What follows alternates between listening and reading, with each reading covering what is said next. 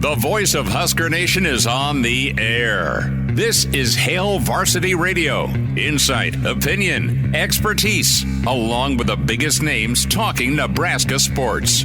Join in with the show at 402-489-1240 or 1-800-825-5865. Now, here are your hosts, Chris Schmidt and Elijah Herbel.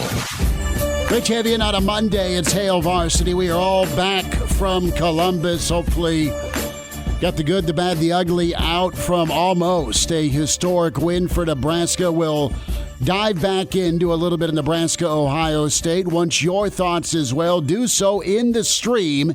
Hail Varsity YouTube, Hail Varsity Radio Twitter. Can email Chris at hailvarsity.com. Can always dial us up on the Hail Varsity Radio Network. 489-1240, 489-1240, 800-825-5865. Elijah is ready to rock and roll. Justice back, and Justice was wearing a suit and a tie in the old Buckeye press box as he was calling the game for KRNU. That's pretty awesome. We'll hear from Matt Rule. Rule Rewind today, a little bit here. On the officials, first and foremost, is a public acknowledgement by the league with one of the botched jobs from Saturday. We'll get into what Nebraska learned. Rule kind of ended his press conference with a response to a question if he had had a chance to talk to his team about his post-game Saturday, that big picture discussion. And Rule just kind of said, I'll share with you this, and we'll hear the comment here in a moment. What'd you learn? And that's one thing I think we're all trying to grasp at. 489-1240 is the last 2 weeks with this football team, what happened, and trying to figure out, what is next for this team. What is next for Saturday against UCLA? What's next for November?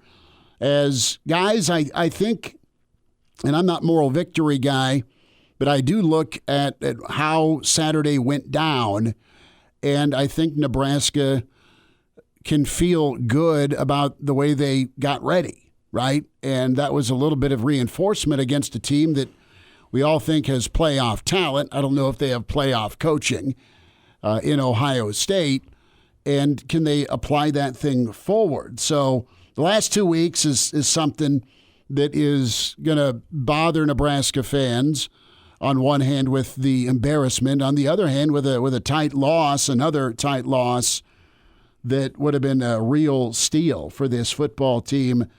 And what I think ultimately Saturday was about, though, was the right response. We had talked about that. Nebraska came out the right way. And despite it being a loss, I think it's a morale boost, right? It's from a fan base perspective, you as a Nebraska fan, are you feeling better about this football team despite it falling short again? It didn't go your way with the officiating. It didn't go your way with some of the play calls, but it did go your way if you're a Nebraska fan. It went your way with what you got to see from the defense. So I look at it this way. I think they over-prepped, got into the moment with Indiana, said, oh, bleep, and then just never got up. They just kept getting kicked. They didn't like that taste. They really did some soul-searching, and the Ohio State ball game made them really man up. Said, we're not going to have that happen to us a second week in a row. I also think Ohio State had zero respect, nor care, no worry about Nebraska. I think Ohio State was a team that's looking towards Penn State this weekend. And, Nebraska's on the schedule. It's just Nebraska. By the way, the gruesome stat of the weekend was the last time Nebraska had a lead over a top 4 team in the fourth quarter was against Texas in 2009. Wow. My God. Two great things to look back on. Texas 2009, Ohio State 2024. Right? Look at those memories going to live fondly in the minds of Husker grab fans. the Jack Daniels. But Elijah, good party this weekend in the world of football. Yeah. Justice, good to get you back from Columbus as well. But overall, with this Nebraska, I think this is one final painful lesson for this group of here's what you do, here's what you don't do as you get ready for a week. From a coaching through player standpoint, I think there's a little bit of an exhale with, okay, you're not getting touchdowns, but at least maybe you can get some points that'll help make the defense feel a little bit better so they don't have to physically shut somebody out. A little bit more commitment to the run game. The screen game's still a mess. What'd you think Saturday? I mean, I kind of laid it out in the post-game show where I'm still a weird mix of discouraged by the result, but encouraged by how Nebraska stepped into that moment. Those are kind of the two sides to it. And Matt Rule talks plenty about not being a results-driven football team, despite the fact that the world of college football is results-driven as a whole, but being process-driven. That's something that he has talked about plenty since he has stepped foot on campus. And I think from that point of view, the process was right last week. From preparation to how you stepped on the field on Saturday, how you handled that moment, how you went out there and competed, took a lead in the fourth quarter. The process was right. You tip your cap to the number 4 team in the country for making a few more plays than you and also having a top 5 team caliber drive in that fourth quarter whenever you go down 17-14. Some teams could get self-doubt in that moment. That team got motivated. There's a reason why they're always in the college football playoff, seemingly, why they're always in the top 10. That's why. But Nebraska executed the plan. That's about the process. Like, what did we say? I think it was on Friday as well as Saturday pregame show. Like, how does Nebraska keep this game close? You got to go in there and physically outmatch Ohio State. Ohio State's got talent all over the board. How other teams in the past have scared that Ohio State team and beat that Ohio State team is by going in and physically dominating them, being the more physical team on the football field. Nebraska was that on Saturday. From a penalties point of view, the refs, they had a suspect day. I thought Nebraska played a pretty clean day from a penalty point of view, despite what was called. Like, you needed to go out there and execute that. You only have the one turnover, which was late on the final drive. I mean, you were great with winning the turnover differential up until that point. Like, that was one of the things you had to check off the box. Like, Nebraska accomplished a lot of things on Saturday that they needed to accomplish to go out there and go win the football game. The result isn't what you wanted at the end of the day, and it's discouraging in that regard, but from an overall point of view, I think I leave the game feeling more encouraged than discouraged because of the way you're able to go out there and execute the game plan as you wanted to, and that's what gave you a chance to go win that game in the fourth quarter. Well, and do you feel that this football team will be the Ohio State version, closer to that version of themselves moving forward, UCLA and beyond, than the Indiana game? I don't know that I can say with certainty that you'll avoid laying an egg or there won't be some head-scratching moments, but I think as a collective,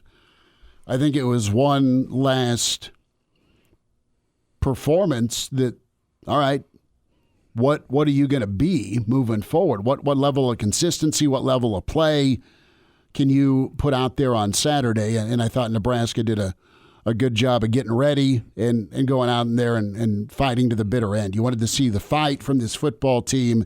You saw it, and you can be ticked about the officiating, you can be ticked about some of the play calls, but I don't think you can be ticked about the effort and really what that defense brought to the party. Some guys that really responded, some guys that had their best days as Huskers and Jamari Butler and MJ Sherman. Can you get those guys for 4 more games? Mm-hmm. Because if you're getting that with what you're getting with the big guys in the middle, you know what? It might not stop at 6. You feel better about getting to 6. Maybe you get beyond 6. We'll see. You got a bye week that will be snuck in there after UCLA the second week in November. Then it's SC, then it's Whiskey, and then it's Iowa. Donnie is... Before we get to the starting 5, mm-hmm. Can I ask, what's with you and limp mic stands recently? We've had the limp mic stand you've been taking with you to Ohio State, elsewhere. No, it's the mic is looking quite... For those checking on the stream, the mic looks pretty limp on a day like today. I'm just wondering what's going on. It's working. It's fine. I just kind of moved it down. Okay, fair enough. I was going to say, if you move it up for more than 4 hours, you might want to call your doctor. Yeah, call the doctor. Donnie is in. Jeff is in. He's asking the question, what do we think about Saturday? Great Red Shark is in for a spicy screen pass discussion. Justin's here. Apparently, I need to get the blue pill here for this, for the this mic. mic stand. For the mic. For this mic stand.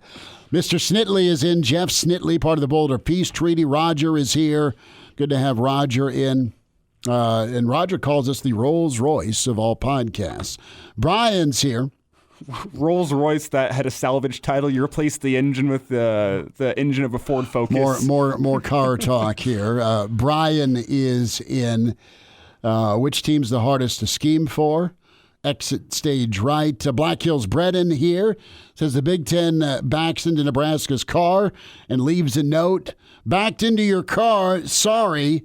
That's how I interpret the statement about the misspotted ball. There is It's a great interpretation. all sorts of issues with the officiating that you need it to at least be even and not be all against you. Although the one call with the targeting, Ryan Day lost his mind. Ryan Day had several things going through his mind aside from the thought of murder.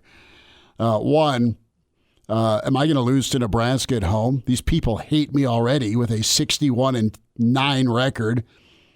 Two, what is going to happen next week in Unhappy Valley if I can't beat Nebraska? So he was freaking out. And apparently those headsets that coaches wear are blast-proof, let alone spike-proof. Real Matthews here, and Cliff checks in back in Florida. Montana Husker fans, or I should say Montana Husker fan in the stream, says 4 games left, keep swinging. Evaluate Sat after Iowa. Like it or not, he's here for the remainder. And for this bowl push, they have to make it happen. The other Dave is in. Elijah's here, says bah humbug. A roller coaster of emotions. JB is my dad is in. Mike checks in from Cali. Dion is here. Good to have Dion. Tim in Idaho. Good to have Tim and Bruce from Spearfish. We'll get to more of your comments.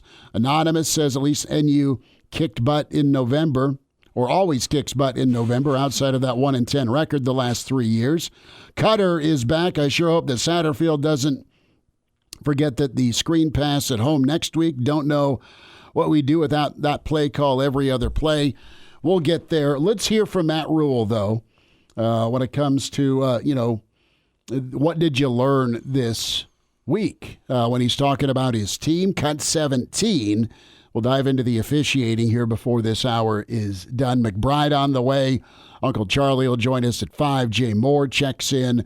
And then Tim Verghese with our friends at Rivals and Inside Nebraska. But here is Matt Rule from earlier today.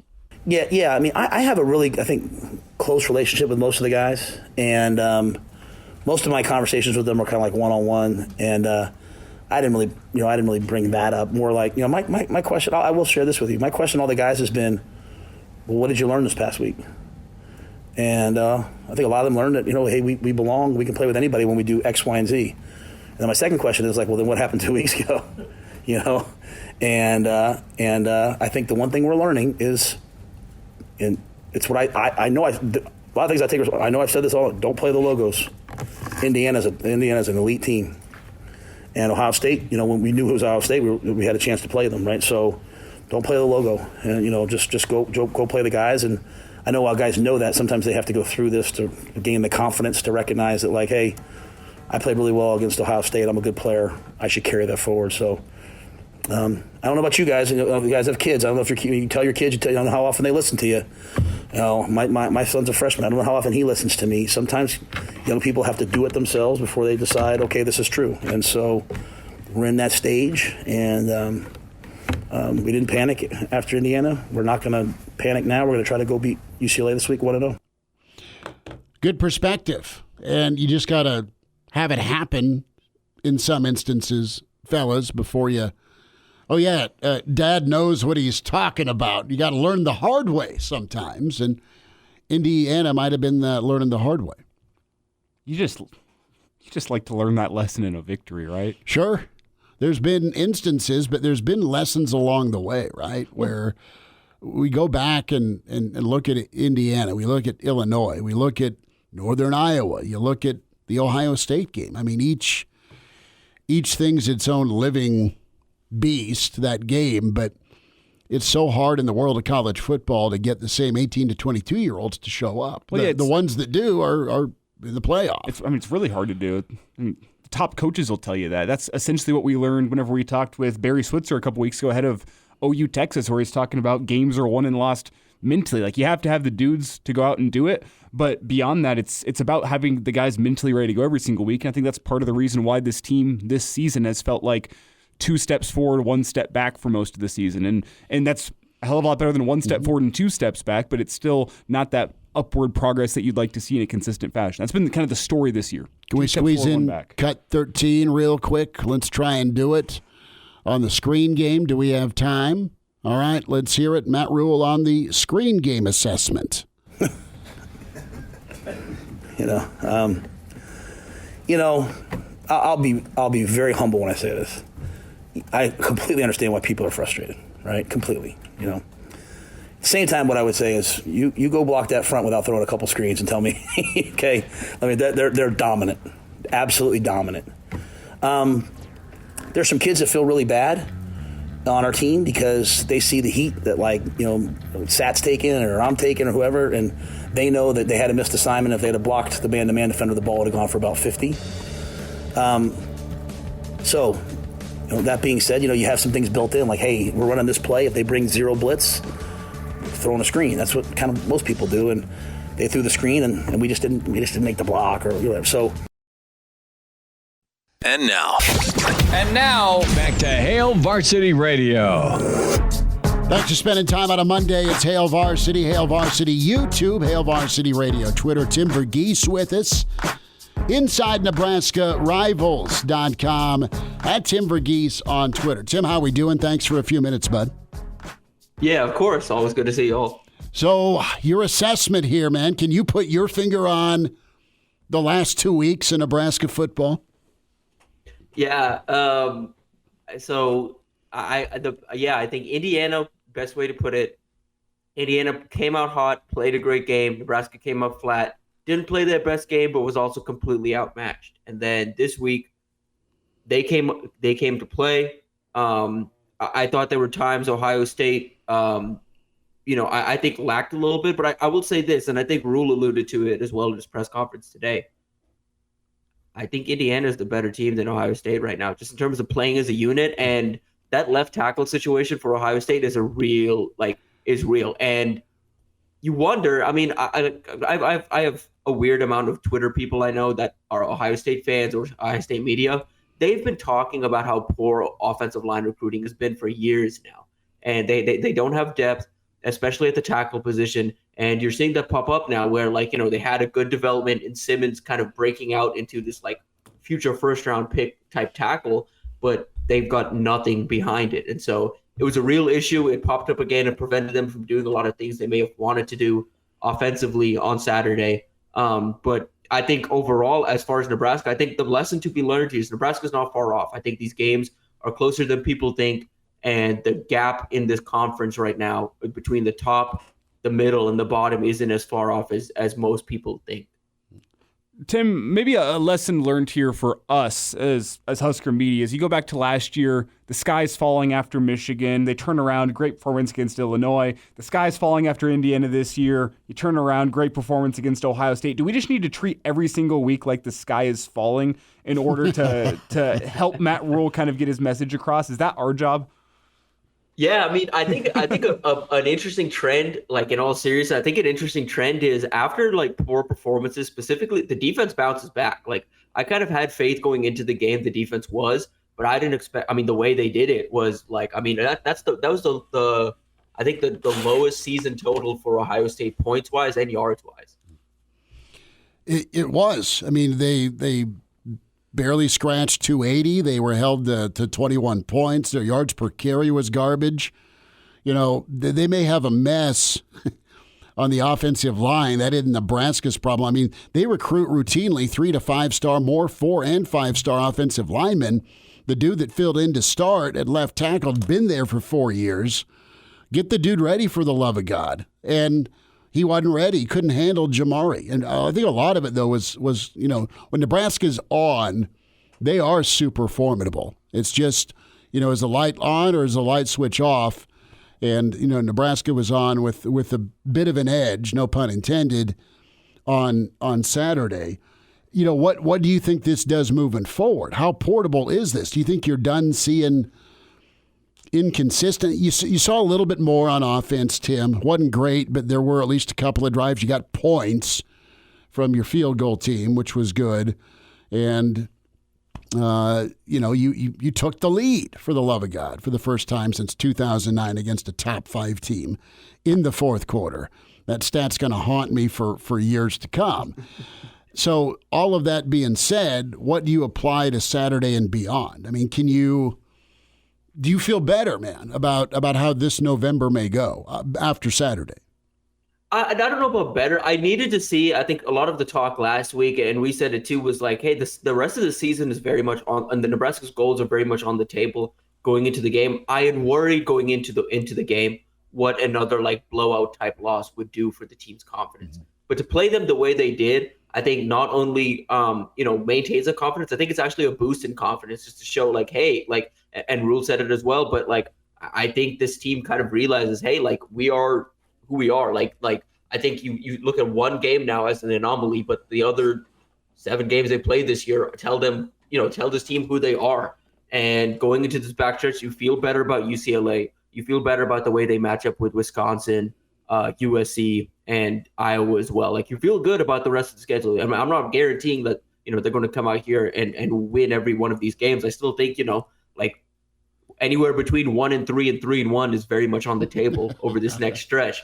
But that's just the Big Ten right now. Like it is tough, and you're going to get a UCLA team that quietly has been playing better football and has a bye week to kind of sit down and reset as a first-year coaching staff and figure out what they do well and what they don't. I think you're going to see a completely new UCLA team on Saturday. So I'm interested how Nebraska gets up for that challenge. Tim, despite all the positive feelings after that Ohio State game, there's still disappointment based on the result, and there's some disappointment from me based on the fact that to go win that football game, you needed to hold Ohio State to less than 14 points. That was the task you essentially put in front of your defense with your offensive performance. That's been the story of Marcus Satterfield's time at Nebraska, Matt Rule's time at Nebraska, is if the defense can play like a top 10, top 5 unit and hold the opponent under 14 points, Nebraska tends to win. If not, they tend to lose, and that's a very, very low number. What's your concern level with the offense for the rest of this season, given the fact that it really feels like the defense needs to have an A or an A-plus performance for Nebraska to get a win at the end of the day? Yeah, I think it's a real concern. I mean, I'm legitimately how many points do they like? I look at Iowa now. I'm like, hey, Iowa's put up 40 in a couple of games this year. Like that game, like Nebraska is going to have to be ready for a fight there. Like Caleb Johnson, I think the best back they're going to see all year. Like, what this team does offensively, like I think they need to figure out some answers for this. And I think you can that's the thing. I think you learn with as good as the defense is playing overall this season. Find the simple things. Find the simple things you can lean on and do well. I thought they started to get some things going in the run game on Saturday, which was a little bit encouraging. I think what you're seeing is when Dante Dowdle gets a little rhythm to him, he's tough to bring down, and I think you need to try and get him into rhythm, kind of lean on him with Emmett and Ramir kind of mixing in and out as well. But yeah, I think you just need to get Dylan some confidence in get him some easy wins too. I think early easy wins for him is so important to help boost his confidence a little bit because he can make the throws. We've seen that now. It just feels like a thing at this point where some of those layups, because his confidence can be a little shaky and he's not really sure what to expect from the unit, he misses some of those layups. So give him the confidence to go and hit those layups. Tim, do you think we'll see more of a vertical passing attack, maybe some option routes with Fedoni that was a nice play call and execution that got you inside on the touchdown drive? Your back shoulder touch and placement's been pretty good with Nair and Banks, assuming they don't get called for offensive pass interference when they're running their route. Does Nebraska, if the weather permits, get vertical versus horizontal? Because the screen game, folks, they don't want us to say the screen word anymore. Yeah, I mean, you would hope they try it a little more. I mean, with the DBs you've got on the schedule ahead, with some of the the matchups you see on paper at least, I mean, the play of Thomas Fedoni legitimately last 2 weeks feels like he's getting back to the Thomas Fedoni we kind of expected out of Lewis Central. Like, I like the player we're seeing out there. Like, that feels for the first time like a guy that's fully healthy, that's running around, that's playing with some confidence. I really like that. And I honestly, like, I was surprised how long it took to get him involved this past Saturday. And so I'm hoping, moving forward, Nebraska finds ways to get him involved early. Tim, let's hit some recruiting. Let's get a thought here on Chase Loftin. I know he's committed to Florida State, but he'll be in Lincoln this weekend. Yeah, it's interesting. When Nebraska lost to Florida State in this recruitment back in the summer, Nebraska technically finished third. Like, I would have given A&M the number 2 spot over Nebraska, but Nebraska stays consistent till then. And again, at this point, under the rules staff, you hear this time and time again. They're just relentless. They keep in touch with these guys you wouldn't like. This is one that's obvious. It's an in-state kid committed elsewhere, 4-star prospect, having a really good senior year. It makes sense that Nebraska stayed in contact. But they do this. They get guys interested early, and even when it doesn't go their way, they maintain a genuine relationship that comes around and can work out like this, where now Nebraska is getting an opportunity to get him back on campus. And there's confidence, there's legitimate confidence here that Nebraska can pull this off. And, it helps that Florida State's having the season they're having. But again, I think it's no small feat to pull him away from Florida State, one, because he was he really did like it there, but also to get him on campus before A&M has a chance and potentially pull off this flip before A&M has a chance to get him on campus. Like, those are 2 impressive wins if Nebraska's able to finish this off. But I like it. I think Chase Loftin, the senior year he's having, you just find ways to get a guy like that. You're looking for a big pass catcher that can create some mismatches in the Big Ten. Chase Loftin's one of those kind of guys. Tim Verghese with us here, Hail Varsity Radio, as we switch gears here, talk some recruiting. Another guy in Nebraska is tirelessly trying to flip Tim is Dawson Merritt. You talk about the confidence that Nebraska can go and get the flip on Chase Loftin. Do you feel that same confidence with the Dawson Merritt recruitment? Obviously, Alabama, with what they've been over the past 2 decades, is a really, really tough team to get matched up with in recruiting. There's some growing confidence in Nebraska, it feels, with Dawson. I personally think they're going to be able to pull off that flip as long as they make a bowl game and win, 1 or 2 more games down the stretch of this season. He's a guy that's very he's watching games closely. Like, he told me, his Saturdays are either in front of the TV or at a game. And it wouldn't necessarily surprise me if he finds his way back to Lincoln at some point this month, and back to Tuscaloosa as well, just to get a final read on both programs. But there's growing confidence in Nebraska that they think they can get this done.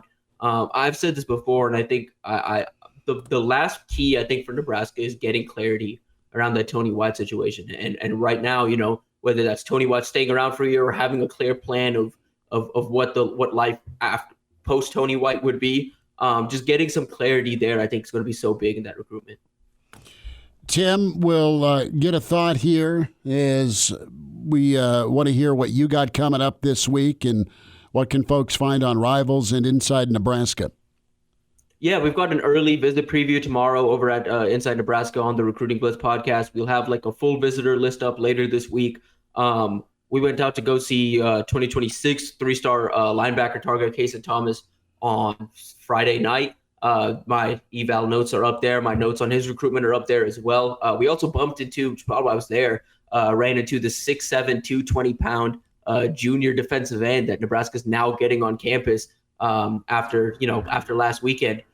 He got his first offer from Kansas State over the weekend, having a really good junior season. Kind of reminds me of James Williams a little bit, very raw, but super lengthy and has some natural bend around the edge. So curious to see. I wouldn't be surprised if he comes into Lincoln and leaves with an offer. That's good stuff. Tim, we'll do it again next Monday. Appreciate you, bud. Sir, appreciate y'all. There he is, Tim Verghese with us here on Hail Varsity. We'll hear some more from Matt Rule on the way. And now, back to Hail Varsity Radio. Back with you, Hail Varsity on a Monday. Thoughts on Ohio State, the look ahead, a important November for Nebraska. Open phones here till 5. Coach McBride with us after 5 in hour 2. Jay Moore with us, part of the Blackshirt Hour here on Hail Varsity, 489-1240. Gary with us here on the show. Gary, thanks for calling. Go ahead. You're welcome. Hey, first of all, quickly on the defense, outstanding. I would love to see that as not the best, but maybe the way it's going to play every time, and maybe even a step or two up from there. That'd be great. And for that kid with his field goals, he'll remember that the rest of his life. However, the other side offense, and I realize some people can't say what maybe many are thinking, but my God, we've given up the possibility of having 7 wins already because we did not have an offense that could do practically anything when they need to. Now, I'm not saying we don't have talent. I don't think it's the players. And you know what the rest is from there.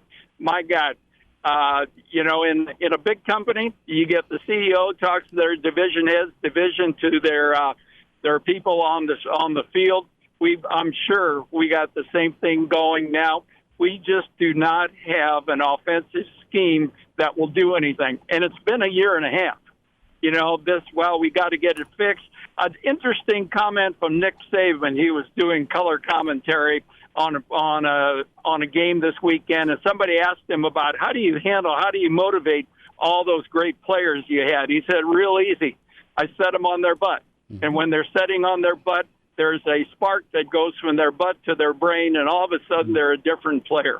If we got people that can block either way in the screen plays or in the line, well, by God, set them down a little bit. We all want to win, and we don't want to go another win with another year without winning again. We're close.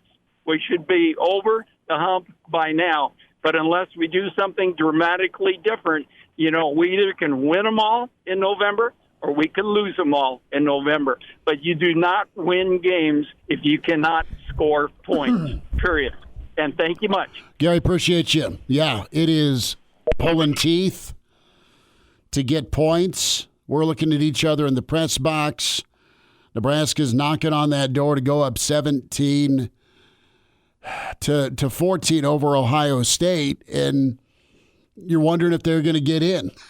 They're going to get in. They didn't get in from the 6. They didn't get in when they started the drive at the 44, but they finally got in, and the third down pass to Nair, well, let's review that, and they did. I mean, his shin was down, but Nebraska still had one more play they had to run to get into the end zone. They did with the run game. That's great. We'll take more calls here. But it's so hard. It is so hard for this offense.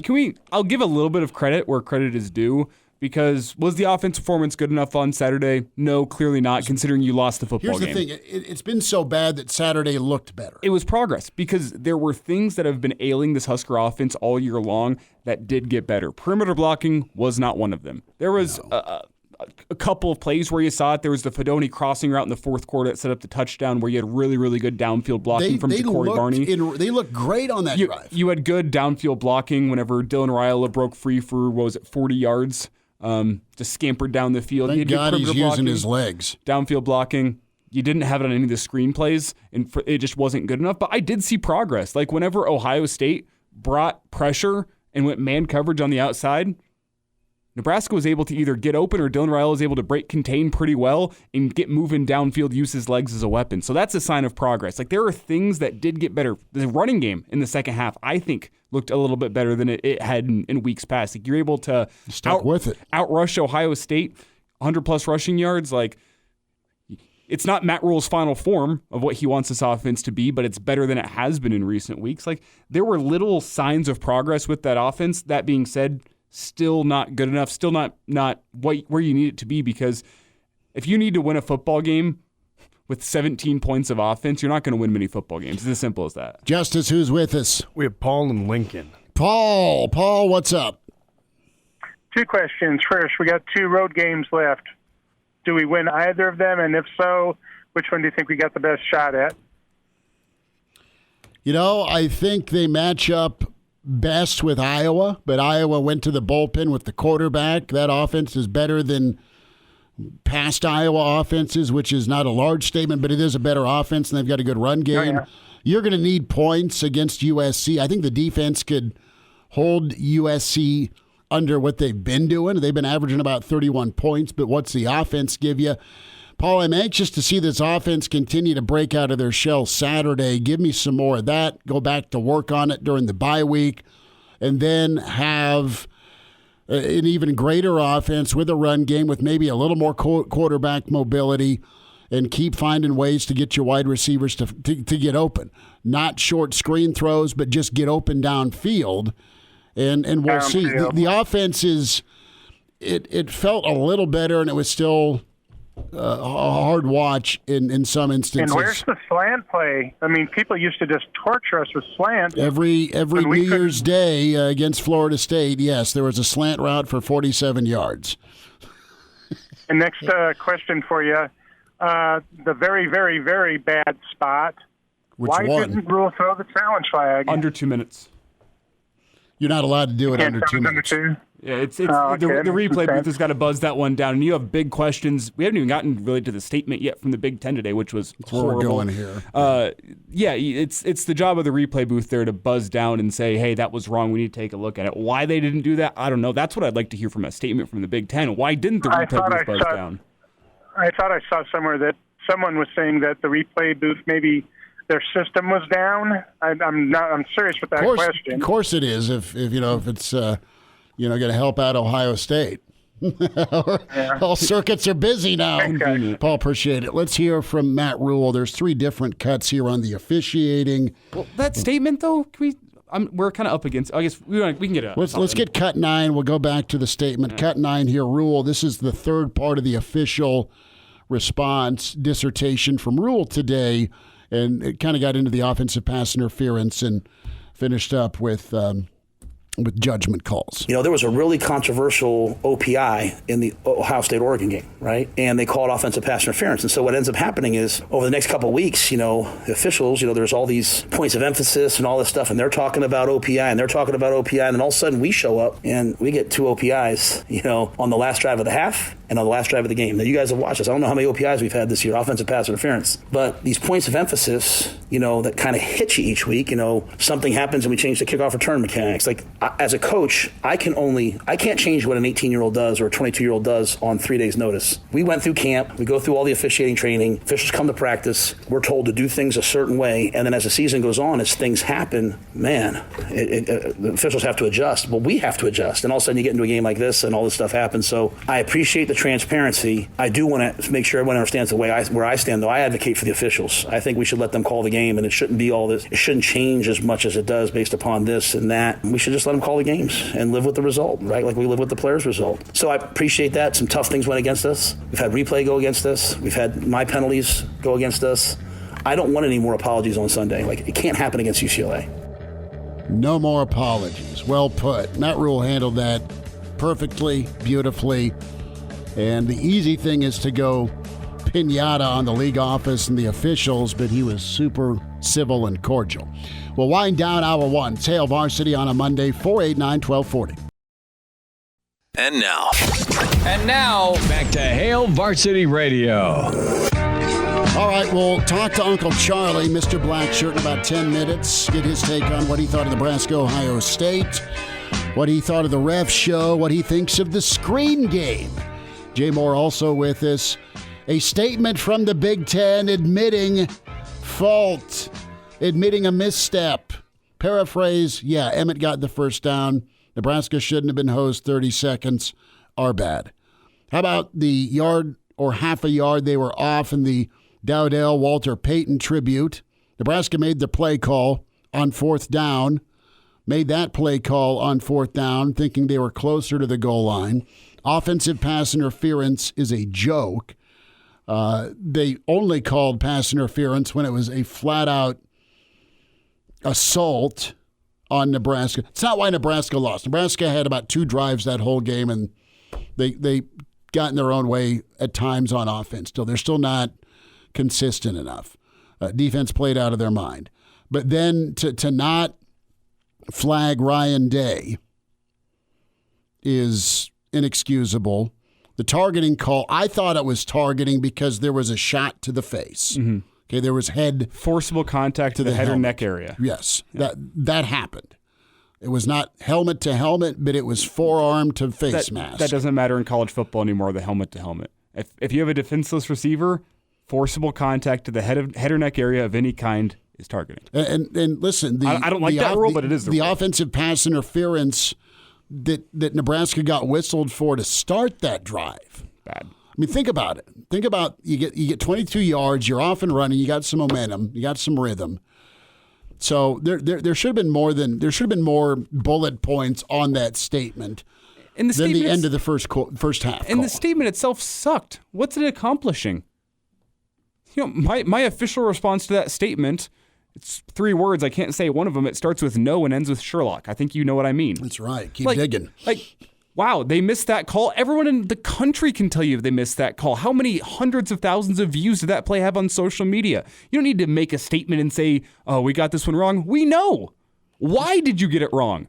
Why didn't the replay booth buzz down in that moment and get it right? Why is there no consistency in your officiating? That's what we need from a statement. We don't need, oh, we got it wrong. Okay, anyone with eyes can tell you got it wrong. It feels terrible. It feels like a double standard, and this is not Homer Host here. I promise you. There's too much evidence out there with cut-ups and clips of things that have gone against Nebraska. There's a high level of incompetency with officiating. Sorry, it's true. But is it still the league between scheduling and being everyone's homecoming and the rest of the squads having a bye week going into when they get Nebraska? I mean, this all adds up to, hey, you're still not forgiven nor forgotten about suing us during COVID. It's just what it is. And maybe it is a little bit of punishment for not being better in the league, right? You come into the league, you're making the full share, and you've been to one conference title game since your existence. I don't know. Nebraska has just not been treated like the Ohio States and Michigans of the world. And I get it. It's their league, or even Penn State. They've been in the league 30-plus years now. But it's got to get fixed. It's got to get figured out. And Matt Rule's a skilled communicator. The way he handled that, you heard the last bit of that 2+ minute comment from him today on it. And that's not why they lost. He knows they got to play better. And they do. They need to play above it. But it was super impactful. Coach McBride's next on Hail Varsity. This is Christian Peter. I'm sorry, but the stories I have about Charlie are not appropriate for the public. The right case of the Mondays. It's Mr. Blackshirt, Charlie McBride, on Hail Varsity Radio. Back with you, it's Hour 2. It's Hail Varsity, and we bring in Mr. Blackshirt himself. A Monday with Charlie, Coach Charlie McBride. Quick shout-out to Moonbot, as he called the Nebraska win last Saturday. And he's a lot closer to it than many of us. Coach McBride, I know you were watching intently. We all went to Columbus and weren't expecting that type of effort. Nebraska played their butt off defensively and made it interesting. What'd you think of Saturday's performance, Coach? Thanks for joining us. Well, I always wanted to see a game that I heard the first game that I think I heard Coach Osborne talk to the team was he said to him, the first thing he said to him was, we don't have to win this game. Mm-hmm. And I about jumped out of my skin, and I thought, well, that's good. Here I am, you know. And he said, but what we do have to do, we have to play every play as hard as we can. Mm-hmm. And that kind of reminded me, I think a lot of guys did that, you know, and at the end of it, he said, and if we lose and you played as hard as you can, you have nothing to be ashamed of. He said they were better than you. Mm-hmm. And so he said, then that's something to think about, you know, for the next game, that, you know, that you don't want to be put in that position. So it's going to take a lot of work. Charlie, and, yeah.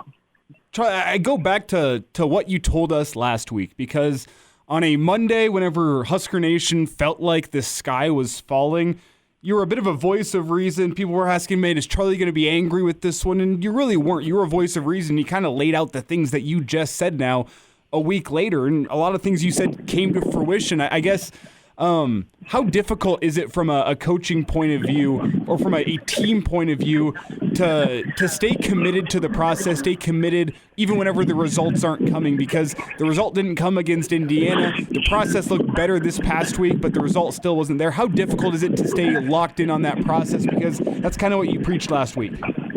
Well, it's when you see the film, a lot of times the players have pride, and they really start working at the things they weren't good at. And there were some real glaring things actually in that game that fundamentally that we weren't doing well. And that's something I always said to Coach Osborne. I said, if I can't have 20 or 25 minutes working with the kids, personally, and working on different blocking schemes and different ways they set and different things that they do, I can't work here because you got to teach them, and if they don't, you can't just go out and play, have teamwork and play, and a lot of that stuff you see missed blocks, especially on the outside. Well, that takes a lot of reps, boy, and I mean that. Group work is where you get it done. I mean, you would get with your coach, and you go over that stuff and go over it, and so it's a tough thing, and those are the things that it's just like tackling. If you don't tackle, pretty much have something to do with tackling every day, then you're not going to be good at it. And that's something that we really harped on is tackling, because football, I look at it as what? Blocking and tackling, and that's the name of the game. And if you can't do any one of it, it's blocking, you can't run an offense, and if you can't tackle, you can't have a defense. It's that simple. Charlie McBride's with us on Monday with Charlie. It's Hail Varsity Radio.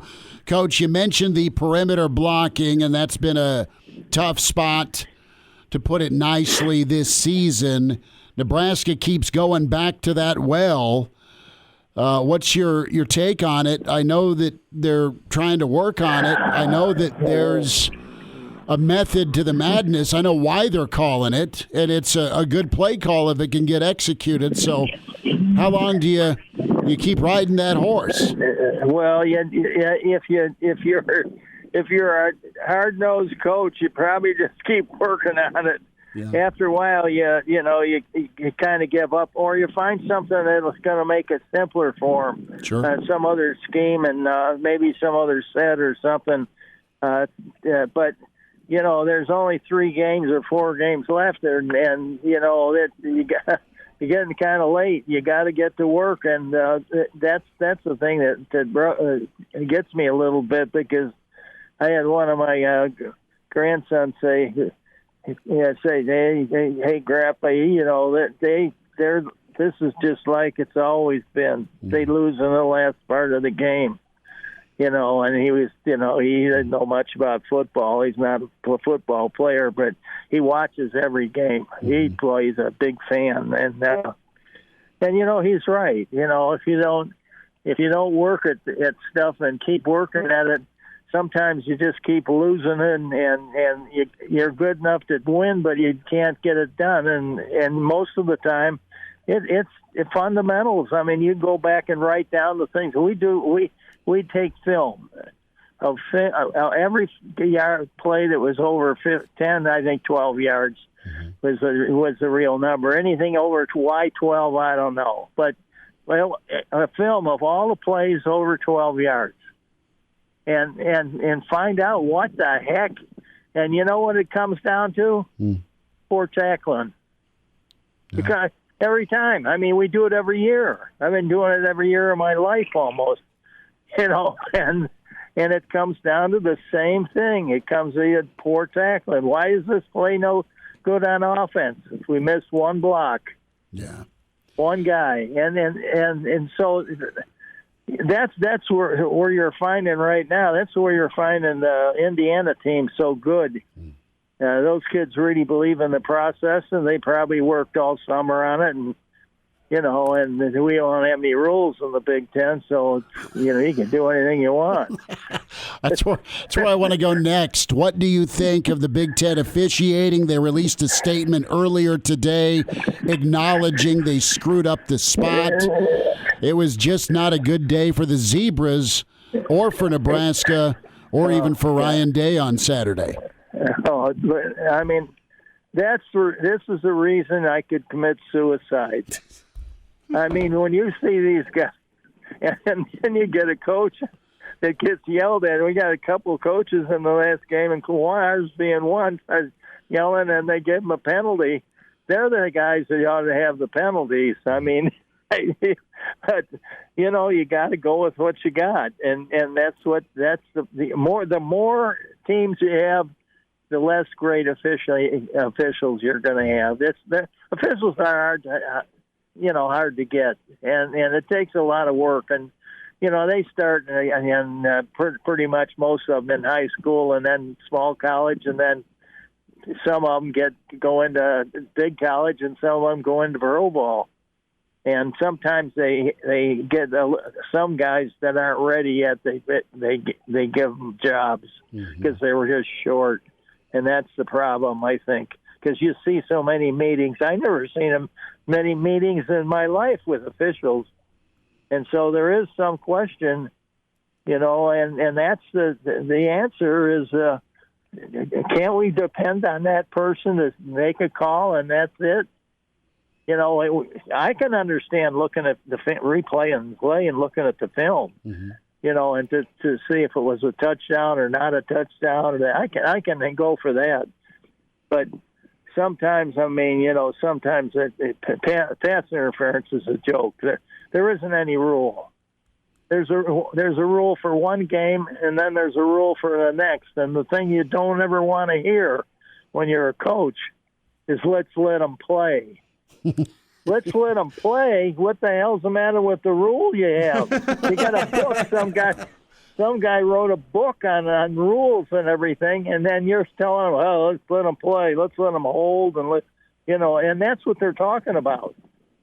I mean, you see holding going on. I mean, I see it on television, and here's a guy standing behind. I asked the guy what he's looking at. What are you looking at? He said, "I'm looking at the center."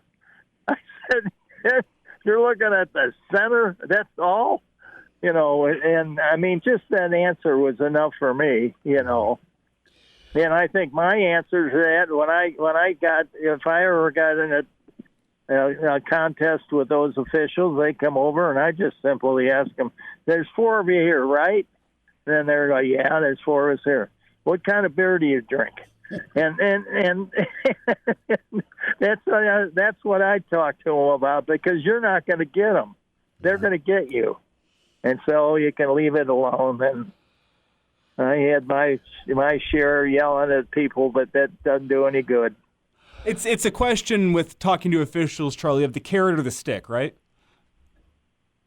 Here, what? The carrot or the stick? Which way do you want to deal with them? Yeah. Yeah, one thing is you can write them up, okay, and you can write, and I mean, we furloughed a guy. I mean, I know we have. I know Coach Osborne said that. He walked off the field and he said, "I'm going to furlough the guy," and they said, "You probably won't understand why." He had this guy. They checked his background. He was right behind the center, okay. In a line, standing with the linebackers. And I don't know how many years he never called a holding penalty. So he's working. So he's working now. He's not working now. He's retired. He's probably dead by now. I mean, but that's we had the same problem, and we had guys who really took to the business. So, I mean, we gave balls to guys that were retiring that did such a good job. Signed by the whole team, and we always, anybody who was playing in their last year or anything, we tried to give them something that, he'd have to remember his spot, because the good ones were really good. And I mean, and they were honest, and they were you could look them straight in the eye, and they're going to tell you what they think, and that's the thing you really care about. The good ones are good, but they don't work for the Big Ten, apparently. Charlie McBride's with us. That's about right. It's and it wasn't just the officiating. I mean, Nebraska had some work to do on their end. Clearly, Ohio State is a monster stress ball right now. Ryan Day looks miserable with his football team. What do you think about Nebraska moving forward, Coach, into November here, and UCLA and beyond? Do you feel better about this team after Ohio State? Well, UCLA, if you don't get them early, they're going to be good, and we don't get them early. And I'll tell you why. 'Cause they were on a quarter system when we played them before, and they were all at the beach for the first 5 games. And they were terrible. If you could get them after that, forget it, man, because they're good. And but listen, they're good. They're teams that we can beat, but they can beat us too. And so it's going to take a big effort. I mean, are you going to be like we were? We've been the last how many years? Who knows? But are we going to be like that, or are we be going to a bowl game and we're going to have some fun, and we're going to, do something we haven't done in a long time, and that's worth playing for. Mm-hmm.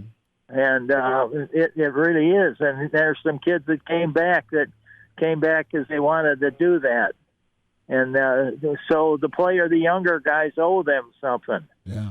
And that's a reason to play hard. I used to tell the kids, pick somebody out in your family and play for them.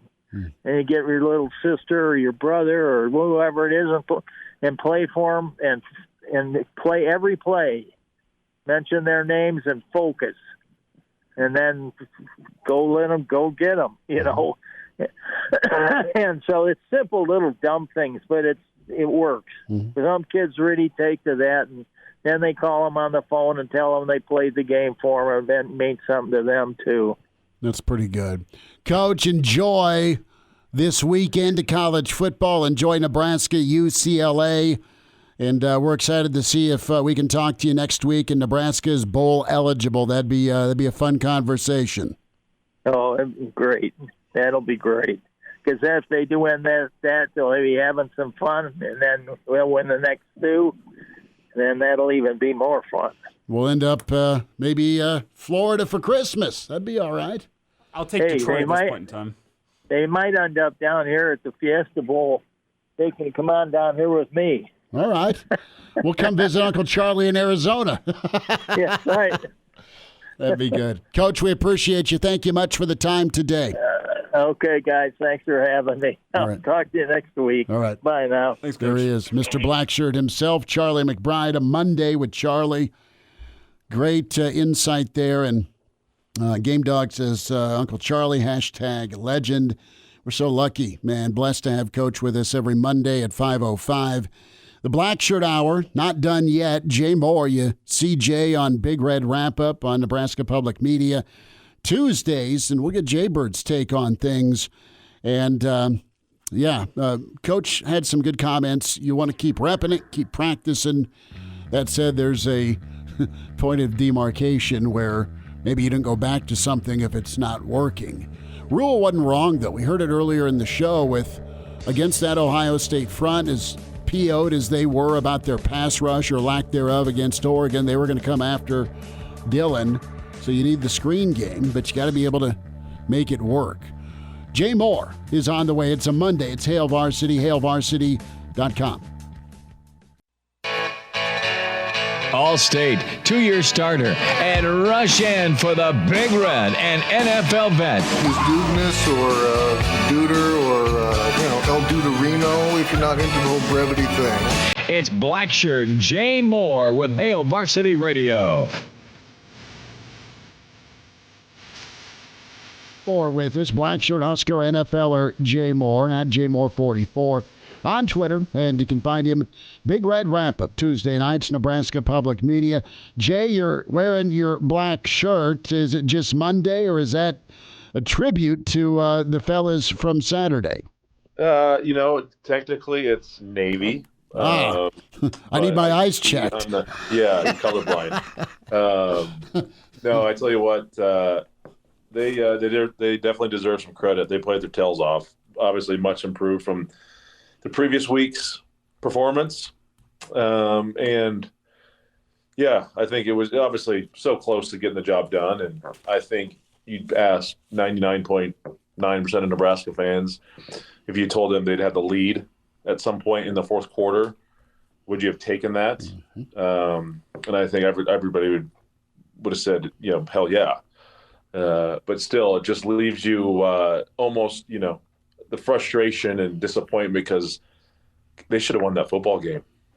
They had it. This takes one more stop and you get one more drive going, but it's hard, man. It's hard to win on the road, and Ohio State just made a few more plays, and but I'll tell you what, the main thing I was looking for on Saturday morning was just to see the fight, and I saw plenty of fight from this crew, and it gives me hope. And I think it gives this fan base hope that they head into November with 4 games left, and you feel pretty good about the corrections. They got them fixed, and how this last 4 games is going to finish and work out for them to get one more win, and hopefully 7-5 just looks so much better to get to a bowl game and just trending in the right direction.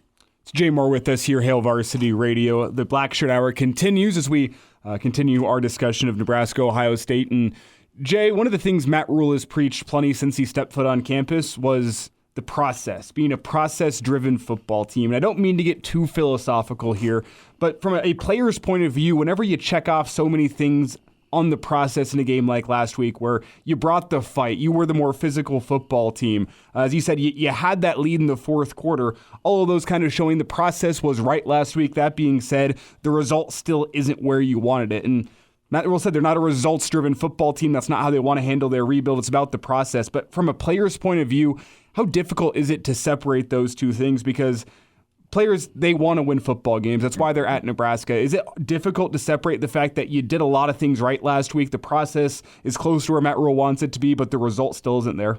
Yeah, it's hard. You're in a results-based business. Let's be honest. That's why we're on our, third head coach since Bo Pelini. The results haven't been there. So that's what's tough. But the process has been bad. And not saying not to blame anybody. It's just it hasn't been what it needs to be. And that's what's hard is when the process and you just doing the same things, not routinely, but it's just constantly trying to get better. Not getting discouraged at the results and knowing that it's going to come. And it's not, success isn't always just a constant, straight line. It's going to be down, up, it's going to be choppy waters. But in those down times, just know you can't not get discouraged that you're still doing the right things.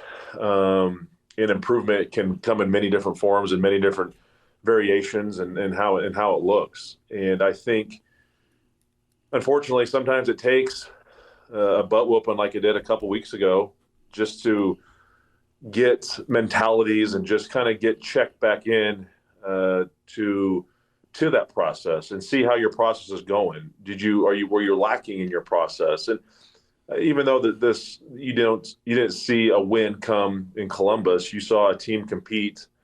I think you could ask anybody nationally that says, "Hey, is Ohio State's roster better than Nebraska?" And I think that's the easiest yes ever. They spent $20 million on this roster. They have tons of talent, but Nebraska went in there and competed and fought. And you can take something from that. I know we've talked plenty about moral victories, but let's be honest. I'm tired of moral victories. I think it needs to get turned over. You need to make that move to get these wins here rather quickly. But I think as a player, you can say, okay, you went on the road as a 26 point underdog, and you had the lead in the fourth quarter, and you should have won. You played better than them.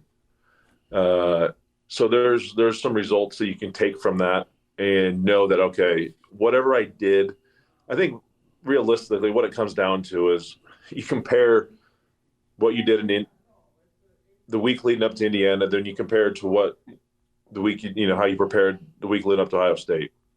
What'd you do differently? How was your mindset? What was, how'd you take care of your body, everything, and just compare the two. And if it was vastly different, it's like, okay, this is what it has to be, how you prepare for Ohio State, even though maybe you didn't get the results that you wanted, but listen, it's close. And that's what it has to, that's what you just got to take away from that, is it's getting closer, and just keeping on that trend. Right. And this team's been a little Jekyll and Hyde at times. This program's been very Jekyll and Hyde at times.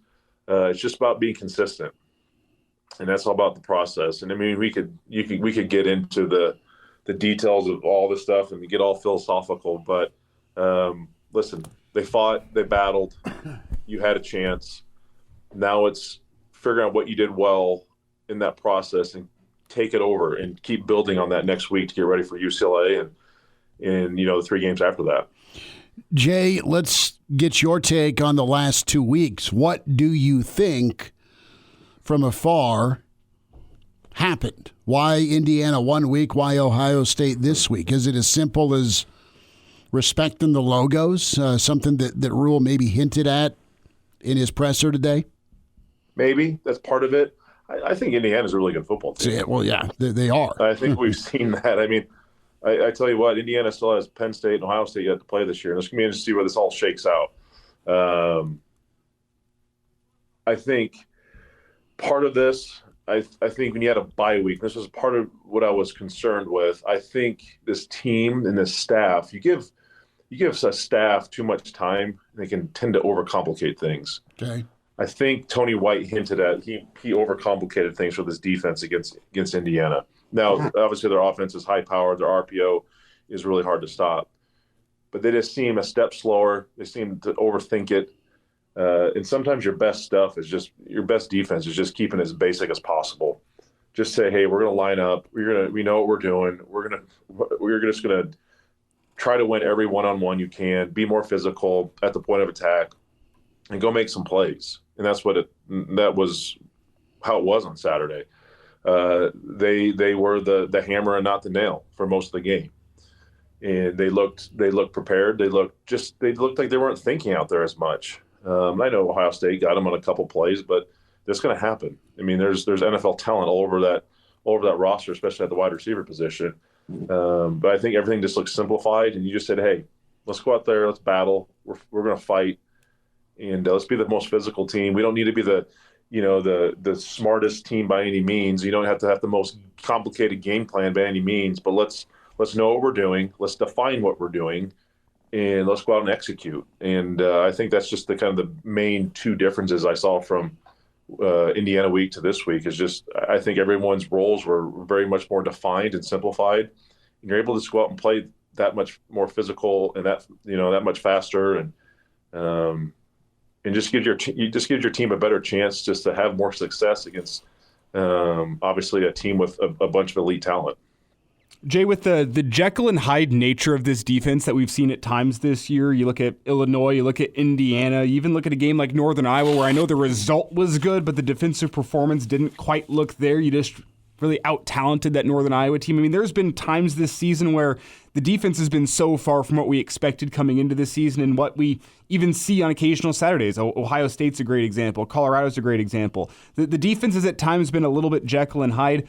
Do you have confidence that over the final 4 games of this season, what we saw against Ohio State on Saturday will be the defense that we continue to see, or do you worry still about that Jekyll and Hyde nature? I think there's some consistency issues. I'm still concerned, right? Obviously, Northern Iowa opened up some eyes. Obviously, Illinois. But they seem to get that stuff somewhat corrected against Rutgers, Purdue. And I know those aren't the 2 of the greatest teams, but they still got them. It just looked better. And obviously, Indiana was so unexpected. You didn't know what to think. But then you have this. It's like, where has this defense been majority of the year? To me, it's just I think UCLA has some talent.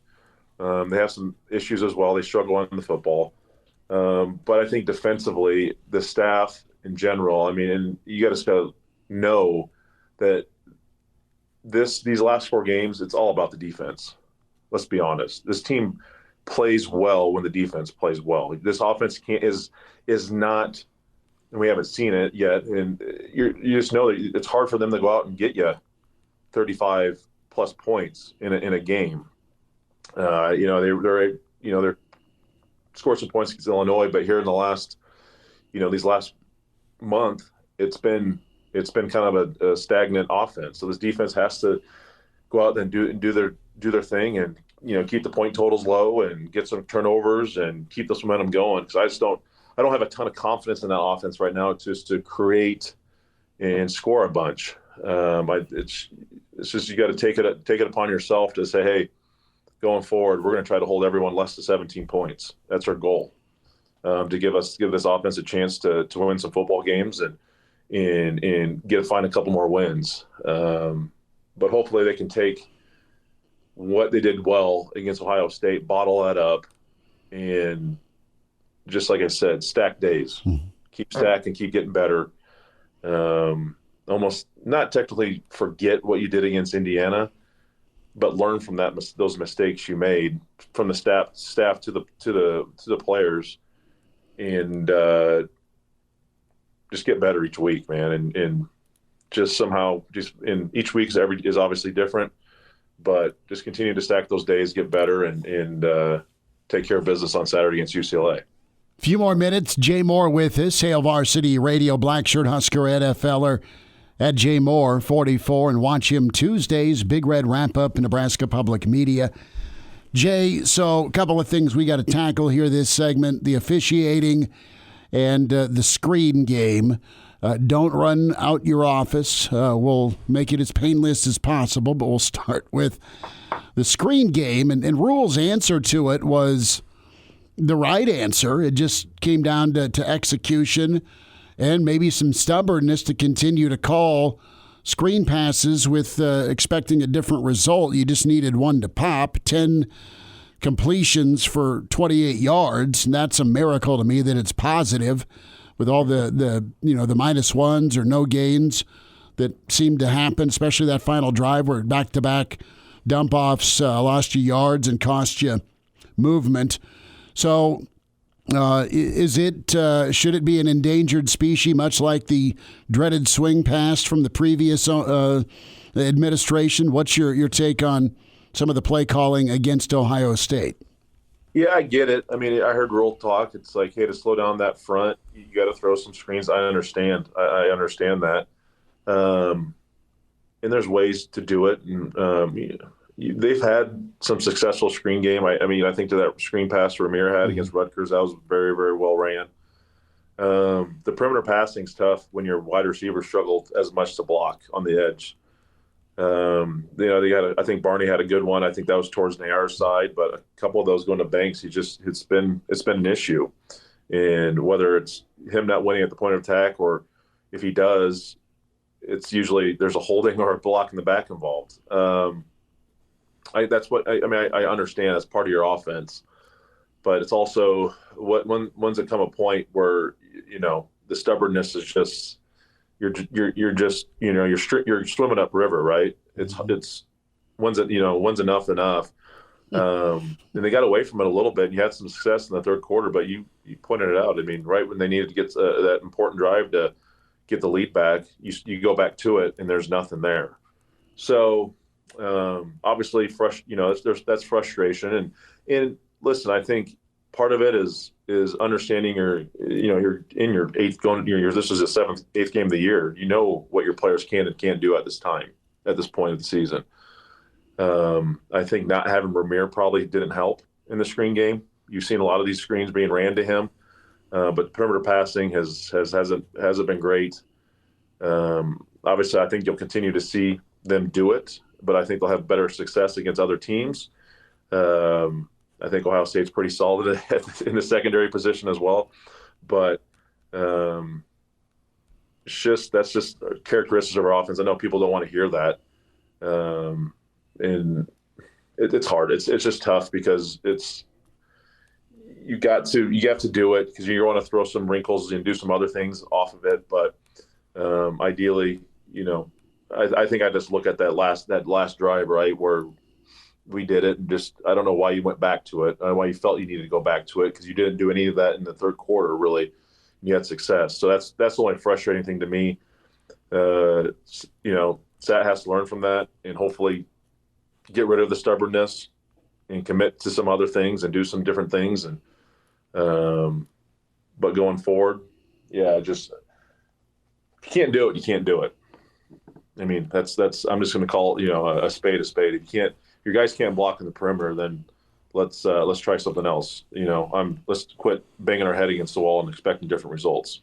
Jay, one of the things I mentioned to Schmidt in the press box, I want to get your take on it, because you are a much better football player than I ever was. Still to this day, you played much higher level football to me. Does it seem weird to you, some of the technique with this wide receiver blocking whenever they are downfield? Like, I see guys that lean forward and extend the arms, and you're a defensive guy, especially on the defensive line. Like, you want an offensive lineman that's leaning forward and extending the arms, because it gives you a little bit of an easier time being able to shed the block and fight the hands. That just strikes me as weird, and I know the wide receiver position's a little bit different, so that's why I want to get your take on it. The techniques just strikes me as weird and not the way you want to do it, but I'm no expert. Yeah, I mean, I haven't watched it that closely. I see what you see, but I mean, there's a timing aspect of it to doing it. The play, you can't block. Your wide receivers can't block forever. So there's a timing aspect to where how he's catching it, at what position he's going forward. Does he have to go back? Usually, if he has to go back at all, the play's screwed from the get go. But it's also just taking a little more pride in how you do it. I mean, and utilizing your body. You don't have to pancake a guy. It's just screening them off. But also that guy who's catching the ball has to read, a better job of reading how he's getting screened off. I think Barney's he's explosive and he's a young player, but sometimes he's not reading the blocks very well either. He needs, a lot of times our guys need to cut up and they don't. They try to bounce it and it's a 1 year loss or a no gain. So there's a little bit of that, but technique wise, it's hard. I mean, it's hard trying to go out there and block guys in space, all that room. That's tough. You don't necessarily know as a wide receiver where that guy is. The DB is able to kind of see everything and put himself in a good position. I mean, they're being coached to take on these blocks too. And it's a little easier for DB to be a little more physical in nature against a wide receiver. And it's a tough skill to have, and it's a tough skill to develop. Our guys need to do better. Let's put it that. I'm not trying to give them a pass by any means, but it's a hard job to have. But you'd like to see much more improvement in that area at this time of the year, because it just hasn't been a consistent enough skill development or process to continue to run as many perimeter passes as we do. So that's where it's kind of like, I guess that's just the frustrating part of it right now. Jay, about 90 seconds, bud. We'll keep with the inconsistency and the officials and that game Saturday. You got a statement from the Big Ten. Oh, our fault. Sorry about that brutal spot with Emmett, but they could have added a few more bullet points to it when we talk about missed calls. Yeah, there's plenty. It just seems like from the Purdue game on, Nebraska just hasn't gotten their fair share. I just think of, Matt Rule's getting, the unsportsmanlike penalty, throwing his headset down. Ryan Day does it. Nothing gets called. The offensive pass interference on Fedoni in that game, phantom call. Obviously, that spot. I mean, I don't understand how you can mess that up that badly. I mean, that's a 2-yard difference. I get if you mess it up within a couple inches or a foot, but that's a 2-yard difference. They lost 30 seconds off the clock. And replay couldn't step in and fix that? Yeah, exactly. Right? It's like, hey, whoa. Correct. That's just, that is the inconsistent. It's all over college football. It's awful. Pass interference issues are every game. It's a different thing. The OPI stuff. It's like, the one I'm frustrated about. Barney going across the middle on that third down. The guy grabs him right in front of the back judge. Literally pulls his jersey and slows him up. How do you not throw that flag in that scenario? Whereas, as blatant as that was, but then you throw it on so many other ticky-tack, hardly just not as evident as some of these other things that you don't call. That's what's just so crazy. I get it. It's like if it's consistent, it's consistent. But that's just the thing. It's been so inconsistent that all these little ticky-tack things that get called, and then obviously these blatant ones that nothing, you sit on your flag and don't do anything. That's what gets frustrating. And I don't know. I mean, we just seem to be on the wrong side, and maybe that's where when the league comes in. Yeah. But it just, if you win that football game, it's still, those calls still got to get made. But I hate blaming the referees and going there, but it's been bad, man. It's been really, really bad.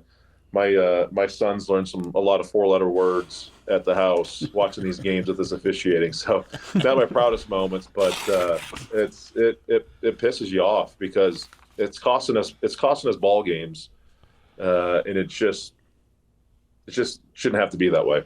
Jay, we'll holler next week. We'll see if Nebraska's bowl eligible, bud. Appreciate your time. Thanks, boys. And now, back to Hail Varsity Radio. Back with you one final time on this Monday. Plenty of thoughts on refs, on screen passes, on the almost against Ohio State. Chris Schmidt, Elijah Herbel, Justice Rhody. And find us all on Twitter at Schmidt_radio, at Herbal Essence, at Justice Rhody. On Twitter, we survived Columbus. Ohio State barely survived Nebraska. We'll kind of dive into to tomorrow. Now what do you do with it if you're Nebraska moving forward? If you miss Coach McBride, he was fantastic as always. I can find him on the podcast. Download it, Spotify, iTunes, Google Play. When you search for Hail Varsity Radio, give us a like and subscribe if you can or want to, or for sure give us a rating, good, bad, or ugly. Also find us on Twitter at HVarsity Radio for the show. You can always check the show out as well. On YouTube, we stream live every day for you at the Hail Varsity YouTube channel. So that's a little bit of business. Tomorrow's show, big thanks again to Jay Moore and our dear friend Tim Verghese from Rivals and Inside Nebraska. Tomorrow's show, Bill Bender, Sporting News, National College Football man. His take on the Buckeyes, his take on Indiana. And what's he think of the Big Red here as we're 8 games in. Michael Bruntz from Husker 24/7 Sports. And Mitch Sherman from The Athletic. Mitch will release the Fury. Coach Brandon wants us to set up a Hail Varsity Bowl party. That would rock. That would rock to do it at one of the Hurrdat spots.